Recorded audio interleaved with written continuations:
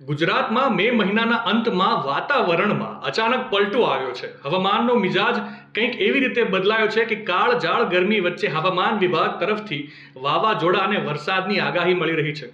28 અને 29 મે આ 2 દિવસ ભારેથી અતિ ભારે વરસાદની આગાહી ગુજરાતમાં કરવામાં આવી છે.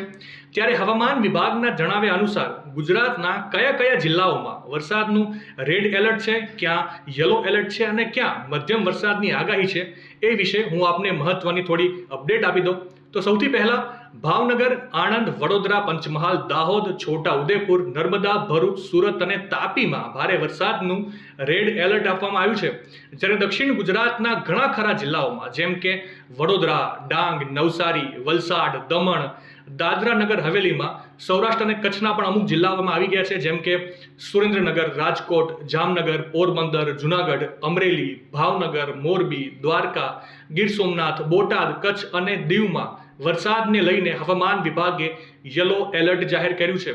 હવે વાત કરીએ બનાસકાંઠા, પાટણ, મહેસાણા, ગાંધીનગર, અરવલ્લી, ખેડા, અમદાવાદ અને મહીસાગરની, તો ત્યાં હવામાન વિભાગ તરફથી હળવાથી મધ્યમ વરસાદની સંભાવના વ્યક્ત કરવામાં આવી છે. તો આ હતી માહિતી મોસમે બદલેલા મિજાજ મુજબ હવામાન વિભાગે કરેલી આગાહીની. વરસાદી માહોલને લગતી તમામ અપડેટ માટે સંદેશ ડિજિટલ સાથે જોડાયેલા રહો.